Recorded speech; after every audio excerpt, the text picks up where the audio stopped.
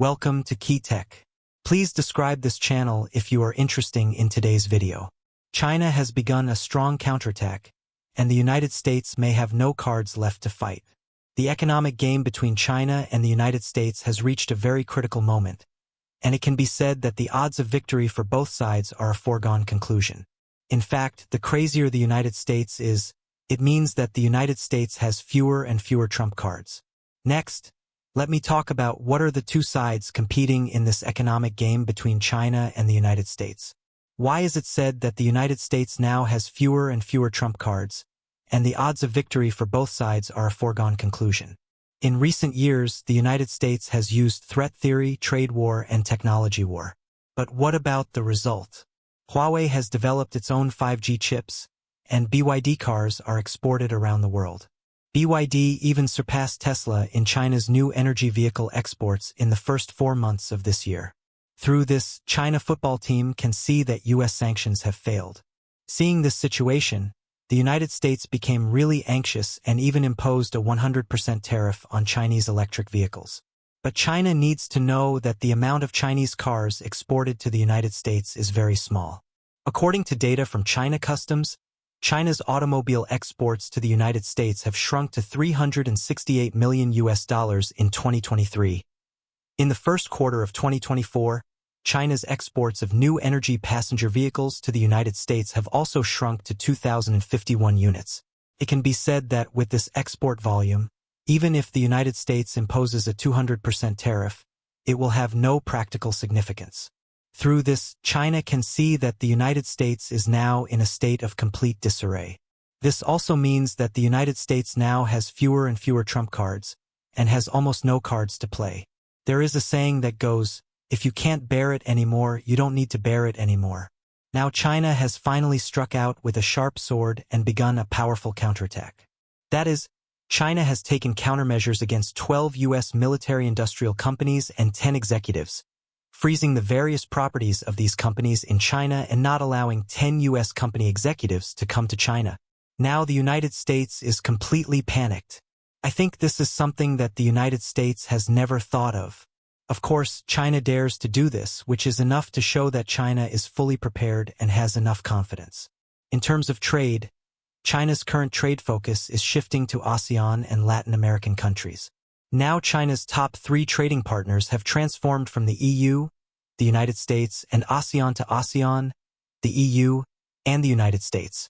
In the first 8 months of 2020 alone, the total trade value between ASEAN and China reached 2.93 trillion yuan, accounting for 14.6% of China's total foreign trade value, and will reach 20% in the future. ASEAN has become China's largest trading partner.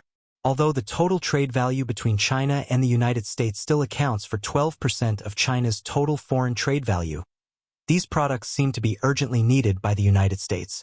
This also means that if the United States continues to impose sanctions like this, U.S. inflation will only remain high and difficult to come down, and the only one who will be harmed is itself.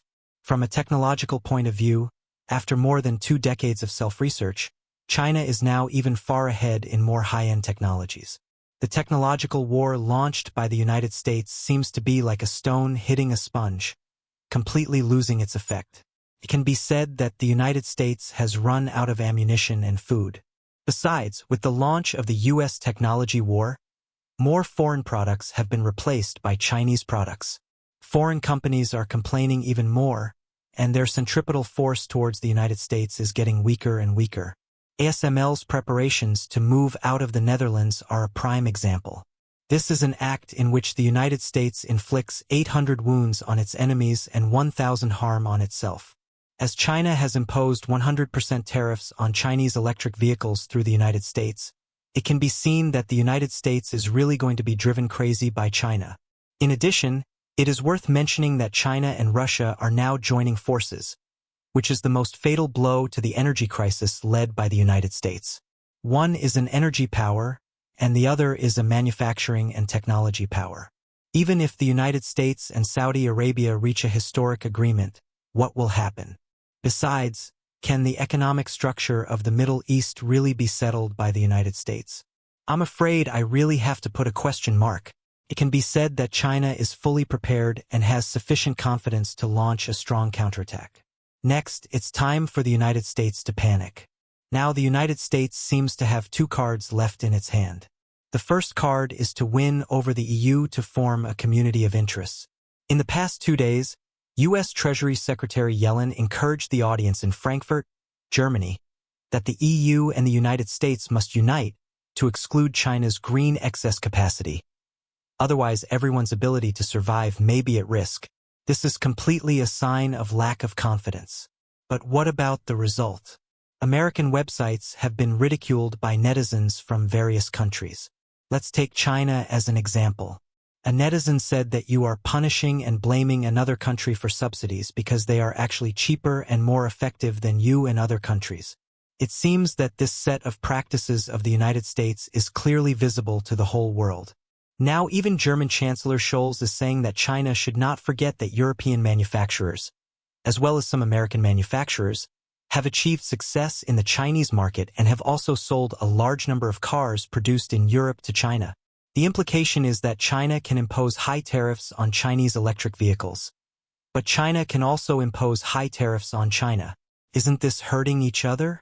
France even ignored the existence of the United States and directly reached 18 cooperation agreements with China.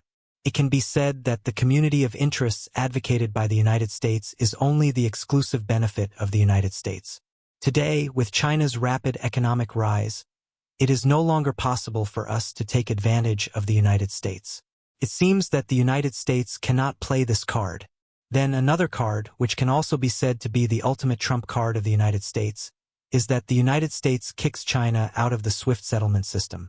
But China needs to know that the reason why the US dollar is hegemonic is that it is supported by 3 aspects: petroleum energy, Chinese commodities, and the US dollar settlement system. It can be said that the only support point for the US dollar's hegemony is the global US dollar settlement system. After the United States kicked Russia out of the SWIFT settlement system, Russia led more countries to use their own currencies or RMB to settle trade. It can be said that Russia has lost half of the hegemony of the US dollar.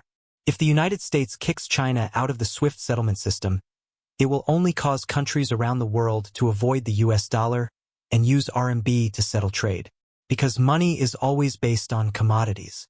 In other words, China is the world's largest exporter of goods.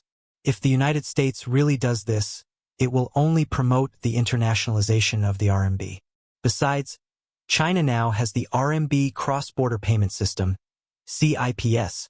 In 2023, the transaction amount involved in CIPS will reach 480 billion yuan, and an average of 26,000 cross-border business transactions will be processed every day. It can be said that if the United States really resorts to bombing, it will never be able to paralyze China's foreign trade transactions instantly. Therefore, the United States does not dare to play this trump card. At this point, it can be said that in the economic game between China and the United States has reached the point where it has no cards to play. Who will win in the end? It seems to have become a foregone conclusion. What do you think?